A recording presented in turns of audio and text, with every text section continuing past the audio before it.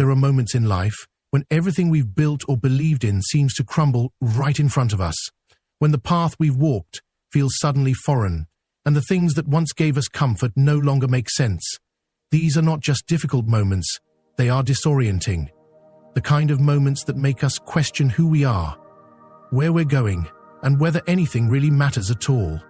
In times like these, the feeling of being lost isn't just emotional, it's existential. And yet, these moments are also strangely universal. Everyone, at some point, faces a night so dark they wonder if morning will ever come. It's natural to resist these experiences. We don't like discomfort, we seek clarity, certainty, progress.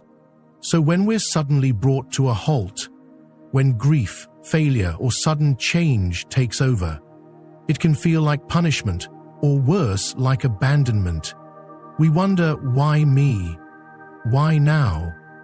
The silence from the universe can be deafening. But here's the thing, it is in this very silence, in the heart of that stillness, that something profound begins to stir. You see, when all feels lost, we are not being punished, we are being paused. Life is not trying to break us, it's trying to break something open in us. Our assumptions, our attachments, our identities. Sometimes these need to be shaken loose so we can finally see the world and ourselves differently. The ground we walk on must sometimes crack for new light to enter. And that's hard to accept when you're in the thick of it, when you've lost someone, when your plans have unraveled, when you've poured your heart into something only to watch it slip away. No one wants to be told, there's a higher purpose in that pain. That message only lands if it's spoken gently, patiently, by someone who's walked through it too. So allow me to speak to you, not from a place of theory, but from lived experience. I've known what it is to be lost, not just once, but many times. I've known the ache of dreams that didn't come true, the confusion of change that came without warning, the feeling of standing still while everyone else seemed to move forward. But it was in those seasons of stillness, of emotional winter, that something within me quietly shifted. And I didn't realize it until much later, but those moments had not been empty. They had been working on me from the inside, reshaping my perspective, deepening my empathy, recalibrating my compass. When we allow ourselves to truly feel lost, not rush to fix it, not numb it away, not slap on hollow positivity, but really feel it, we come into contact with something sacred. That emptiness we fear so much isn't a void to be filled with distraction. It's a space where deeper questions arise, where healing begins, where transformation becomes possible. That feeling of loss, of being disoriented, is often the very evidence that we're undergoing change. Just like a caterpillar must dissolve into a formless goo inside its cocoon before becoming a butterfly, we too sometimes need to lose shape in order to take on a new form. And in that messy, unformed place, our truest self, our soul, has the chance to speak. We live in a world obsessed with clarity and forward motion. But what if the moments that feel like a standstill are actually pivots? What if being lost isn't the opposite of being on the path, but part of the path itself? The forest you feel trapped in may actually be the exact terrain your soul chose to travel to grow. And while we may not see the destination just yet, the journey itself is shaping us for it. The universe doesn't always reveal its plans all at once. It moves slowly, subtly, often in silence. But just because we can't hear it doesn't mean it has gone quiet. Just because we feel lost doesn't mean we are. Sometimes being lost is how we are found. And so, if you find yourself in that place right now, uncertain, tired, defeated, know this: your pain is valid. Your confusion is not weakness. Your despair is not a sign of failure. It's a sign that you are deeply alive and that something within you is ready to evolve. Trust the darkness. Trust the unraveling, because even in the depth of it, especially in the depth of it, the universe is already weaving something new. You just can't see it yet. And that's exactly how it's meant to be. There's a particular kind of suffering that comes not just from what's happening around us, but from our desperate attempts to make it stop. We feel things falling apart, and instinctively we cling tighter. We try to fix, to control, to hold on to the old shapes of our lives, even when those shapes no longer fit who we're becoming.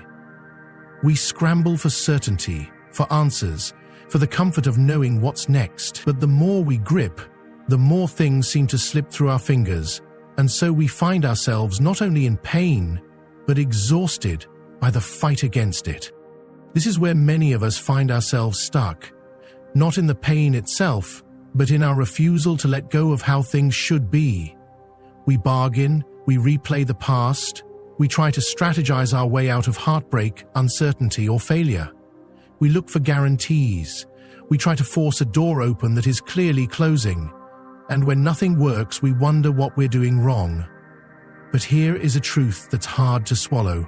Sometimes, the only way forward is through surrender. Now, let's be clear. Surrender is not the same as giving up. It's not about weakness or passivity. True surrender is a conscious, courageous act. It's choosing to release control when we finally understand that control was only ever an illusion. It's saying, I don't know what comes next, but I trust that something deeper is unfolding. And in that moment, something powerful begins to happen. The war inside us quiets, the resistance softens. We stop pushing against the current of life and allow ourselves to be carried for a while. This surrender is not defeat, it's alignment. We stop trying to impose our limited perspective on a process that is far more intelligent than our minds can comprehend, and when we do, we create space for clarity to arise, for healing to begin, for the right people, the right opportunities, the right timing to show up without force. Life, when we allow it, organizes itself in extraordinary ways, but first, we have to step aside. Often, the fear of surrender is rooted in a belief that if we stop managing every detail, everything will collapse. That if we let go, we'll lose even more. But ironically, it is in surrender that we regain our footing. We begin to see with new eyes. We begin to feel our way forward rather than think our way through. Life starts to guide us not from the outside, but from within. I have seen again and again how a person, right on the edge of despair, discovers a sense of peace. Not by solving their problems, but by stopping the fight against them. It's like standing in the middle of a storm and realizing you don't have to outrun it. You can just stand still and let it pass. The storm will pass. The grief will shift. The unknown will eventually become known. But we cannot force that timeline, and we cannot avoid the process. Surrender asks us to loosen our grip on the plans we made so we can receive the path that is actually meant for us. It asks us to stop clinging to identities, relationships, or goals that once served us but no longer do. This isn't easy. It takes immense trust. Trust in something greater than our current understanding. Trust in the rhythm of life. Trust in the quiet intelligence that lives beneath all things. Sometimes people ask, but what if I let go and nothing comes to take its place? And to that I say, the emptiness that follows surrender is not a punishment, it's a preparation. Nature always fills a vacuum, but it fills it in its own time, not ours. The space we create by letting go becomes sacred ground for the new to grow. We must be patient with that silence. When you find yourself in a place where nothing is working, where all your trying has led to more confusion, consider that maybe you're being asked not to try harder, but to let go. Not to figure it out, but to feel your way through. Not to push, but to soften. That shift alone can change everything. Not because your outer world suddenly transforms, but because your inner world becomes receptive to change. The moment we stop trying to force clarity is often the moment it begins to arrive on its own. Not as a lightning bolt, but as a whisper. Not as a dramatic revelation, but as a quiet sense of peace that tells us, you're not lost. You're just in the in-between. And that in-between is sacred. It's where the old dissolves and the new hasn't yet emerged.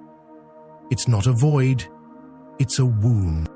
When we can meet that space with trust instead of fear, with openness instead of resistance, we come into harmony with the deeper flow of life.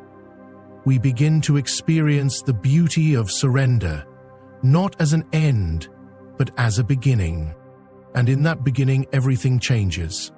There's a strange truth we often miss when life is at its most chaotic. Some of our greatest growth doesn't happen when things are going well, it happens when everything seems to fall apart. We don't usually notice it in the moment, of course. When we're hurting, when something dear has been taken from us, when our plans have collapsed, our first instinct is to ask why. We search for reasons. We want to understand, and above all, we want relief. But clarity doesn't often arrive during the storm. It waits, quietly, until we've walked through it. What's easy to overlook in pain is the quiet work it's doing beneath the surface. Just as the soil must be broken open before a seed can take root, there are parts of us that only awaken through hardship. It's in those dark, uncertain seasons that we confront the truths we've ignored, the identities we've outgrown, and the patterns we've inherited, but never questioned. Pain disrupts the surface of life, yes, but it also invites us to go deeper, to ask different questions, to look inward instead of always forward. The irony is that we spend so much time trying to escape these moments, not realizing they hold some of our most important answers. We label them as failures or misfortunes, when in fact, they're often thresholds, invitations to grow, and the growth they offer isn't always loud or dramatic. Sometimes it's subtle, almost imperceptible. A softening of the heart, a shift in our perspective, a deeper compassion for others. But over time, these small inner changes shape our entire way of being. I've come to believe that when things fall apart, they're often falling into place, but not the place we had imagined. The universe has its own rhythm, its own logic. It rearranges us, not to punish, but to prepare. Sometimes it removes what we thought we couldn't live without, only to make room for something more honest, more whole. The losses we resist often become the very turning points that lead us back to ourselves. There is wisdom hidden in chaos, but it reveals itself slowly. In the moment, all we might see is confusion, the job that ended, the relationship that broke, the identity we had wrapped ourselves in now peeling away. It can feel like destruction, but what if it's not? What if it's a kind of sacred deconstruction, meant to clear away everything that's no longer aligned with who we truly are? If we look closely, we can often trace back moments of personal transformation to times of hardship. The heartbreak that taught us how to love ourselves, the failure that redirected our life's purpose, the disappointment that shattered our illusions and set us free. We don't grow because everything goes our way. We grow because we're stretched, challenged, sometimes even broken. And through that breaking, we discover strength we didn't know we had. But this kind of growth requires a willingness to stay present with what hurts. Not to bypass it with false positivity or rush through it with impatience, but to sit with it, listen to it, ask what it's here to teach us. That's not an easy thing to do. It asks for humility, it asks for courage, and it asks for trust that life is still on our side, even when it doesn't feel that way. We are conditioned to value progress we can see, results we can measure. But soul work doesn't follow that logic. It happens in silence, in uncertainty, in the quiet moments when no one is watching. And often, it's in those same moments that we begin to rediscover what really matters. Not the roles we've played, not the image we've built, but something deeper, something more enduring. We find our core, and from that place, we begin to rebuild. So when your world feels chaotic, when the ground beneath you feels unsteady, try asking not just why is this happening to me, but what is this asking of me? What part of me is being invited to evolve? What truth have I been avoiding that now demands to be seen?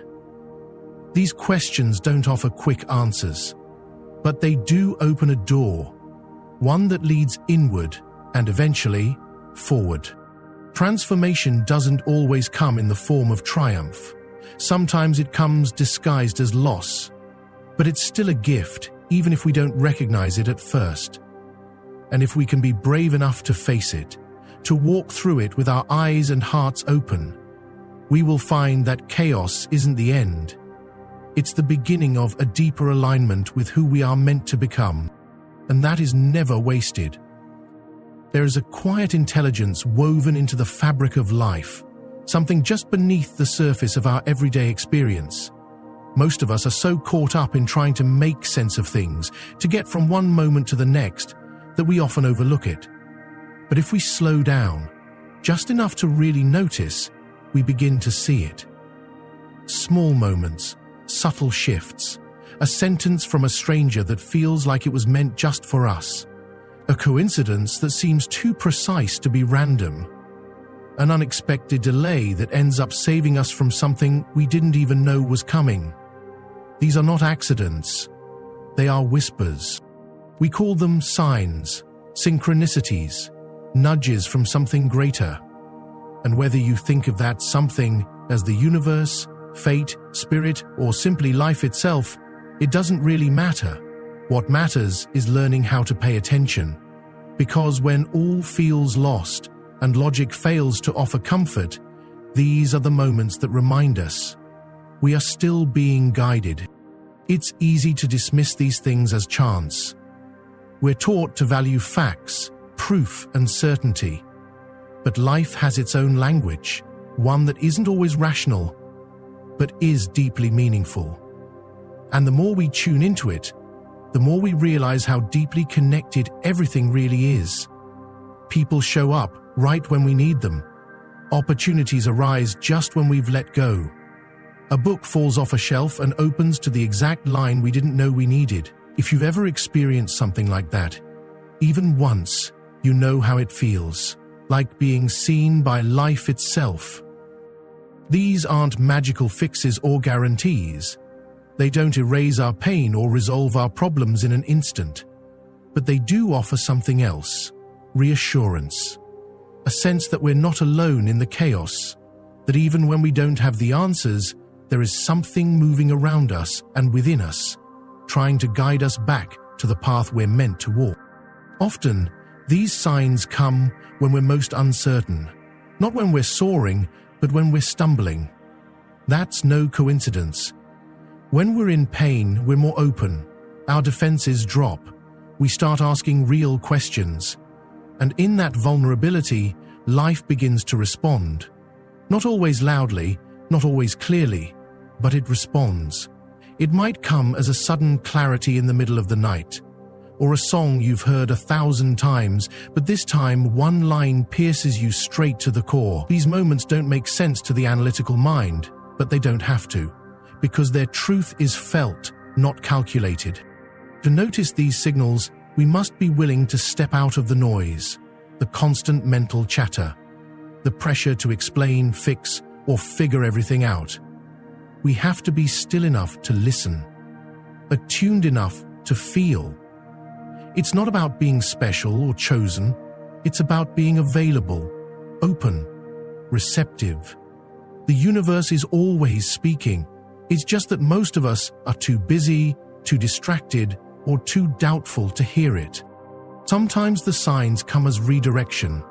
A door slams shut and we feel rejected. Only later do we see what we were being protected from. Other times, a gentle pull guides us to something new, a project, a place, a person. We may not understand why we're drawn to it, but something inside says this matters. And if we honor that feeling, if we trust it, we often discover it was the beginning of a new chapter, a new calling. Luckily, none of this means we stop making choices or taking responsibility for our lives. It simply means we walk with awareness, that we remain open to the possibility that life is more mysterious and more compassionate than we give it credit for, that even in the mess, there is meaning trying to emerge.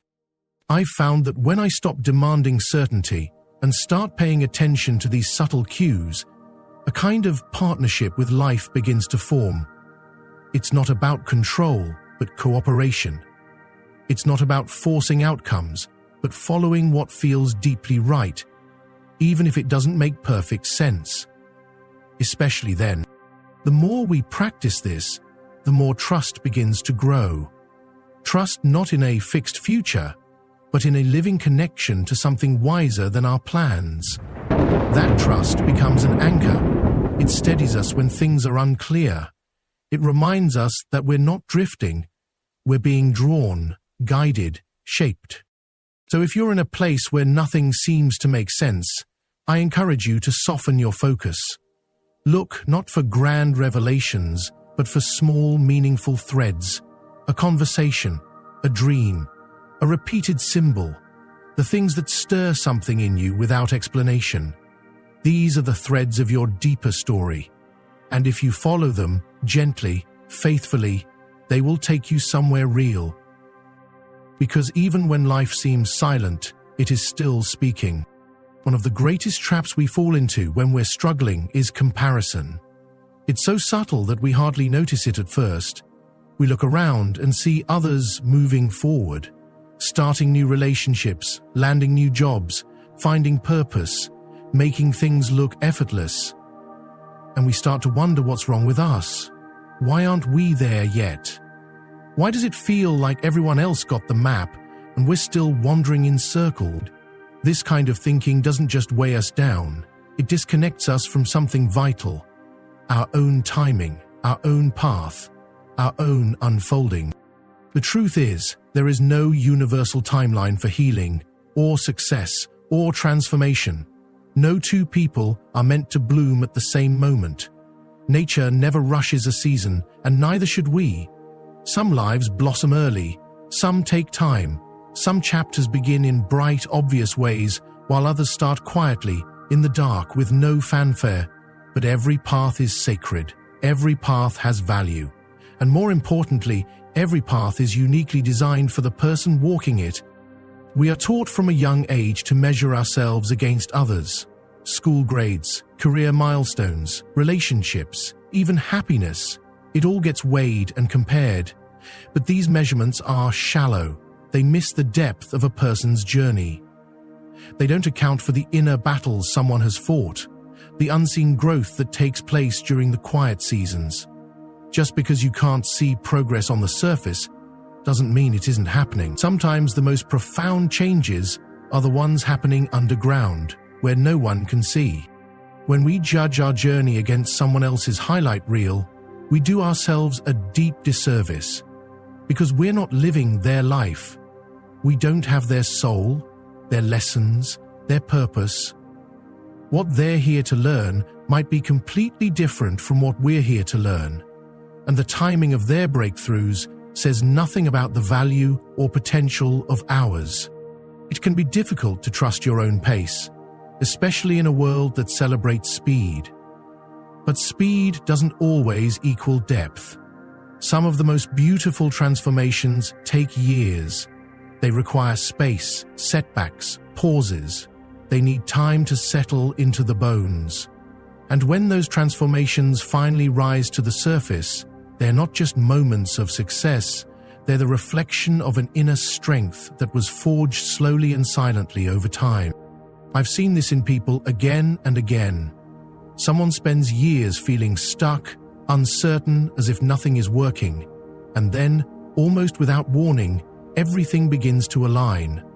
The opportunity appears, the right person walks in, a sense of clarity arrives. But it's not random, it's not luck. It's the result of everything they've been living through and learning, even when it felt like nothing was happening. The waiting wasn't wasted, it was part of the becoming. We don't always get to choose the pace of our journey. We don't get to control the timing of when things fall apart or when they come together. But we do get to choose how we show up in the meantime. We get to choose to stay present, to keep listening, to keep honoring the deeper truth that lives within us, even when it seems like nothing's moving. And there's something else, something essential. We are not falling behind. That's a myth we must release. You can't fall behind on a path that's made just for you. You can't be late to your own life.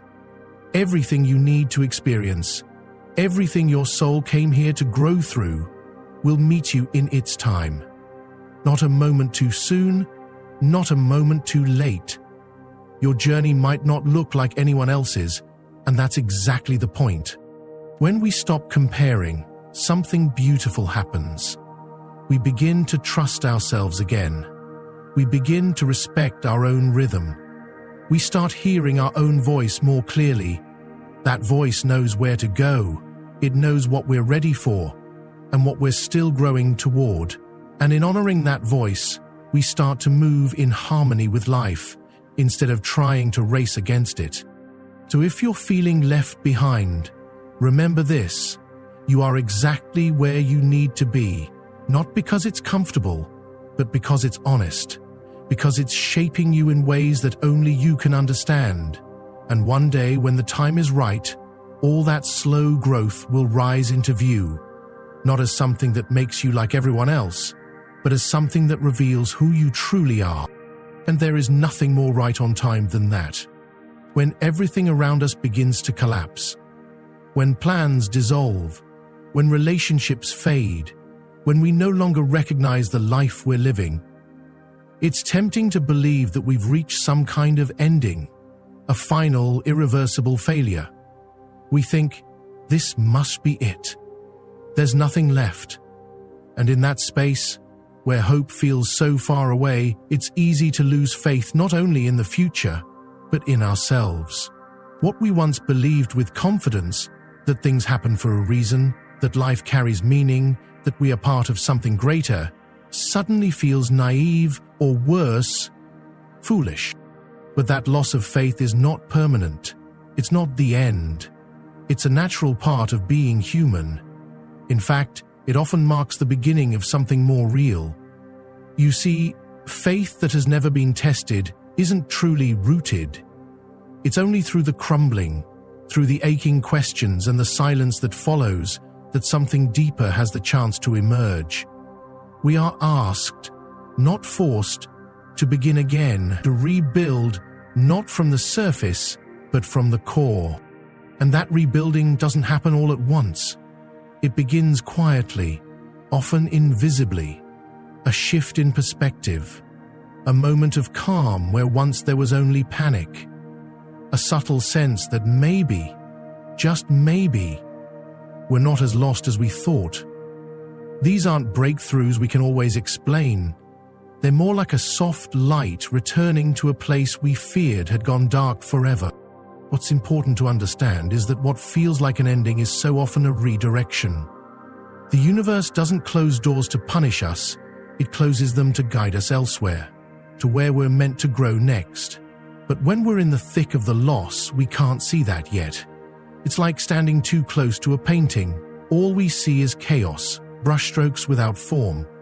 It's only with distance, sometimes days, sometimes years, that the image begins to make sense. If you've ever looked back on a painful chapter and thought, I wouldn't want to live through that again, but I wouldn't trade what I learned from it, then you've experienced this already. That's what rebuilding faith really means. Not pretending things are okay when they aren't, but learning to hold space for something greater, even when life doesn't meet your expectations. It's about choosing to believe there's meaning, even when you don't yet understand what that meaning is. And it's also about remembering that the universe doesn't work on our timeline. It moves in cycles, in seasons, in waves. What feels dormant now is not dead. What feels silent is not absent. Just as winter holds the seeds of spring, your current pain may hold the exact conditions needed for your next becoming. It may not feel like it now, but even this, especially this, can be part of the plan. We forget that the caterpillar has no idea it's becoming a butterfly. All it knows is that everything familiar is dissolving. The cocoon is dark, it's uncomfortable, it's lonely, but what emerges from that darkness is something more expansive, more capable, more alive than the creature that first entered it. That transformation didn't happen in spite of the breaking, it happened because of it. So, if your faith feels broken, let it break. Let the old ideas fall away. Let the beliefs that no longer serve you dissolve. What remains will be something more honest, more durable. A faith that doesn't require proof to feel real. A quiet knowing that lives in your bones, not just your mind. You don't have to rush it. You don't have to force hope into places it doesn't yet belong. Just stay open to the possibility that what feels like the end of your story might only be the end of a chapter. Let the unknown be what it is, a space not of emptiness but of potential. But it isn't about blind optimism. It's about trusting the deeper rhythm of life, about allowing yourself to stand in the ruins and still believe that something beautiful can be built again. And it will be. Maybe not in the way you imagined, maybe not on the timeline you hoped for, but something is already forming in the silence, in the stillness, in the space between who you were and who you are becoming. Because the universe does not abandon those who are broken, it calls them closer. It carves space in their lives for something more whole, more real, more aligned. All we are asked to do is stay open, stay present, and keep walking, even when we don't yet know where the path leads. And that is how we begin again. So if you find yourself standing in the middle of uncertainty, take a breath and stop searching for all the answers. Start listening for the guidance already inside you. Let today be the moment you choose trust over fear, presence over panic, and the possibility that life is unfolding for you, not against you. Your only task now is to stay open, stay grounded, and keep going. The universe already knows the way. Walk with it. If this touched your heart, don't forget to like, subscribe, and explore more videos just like this. Thay on.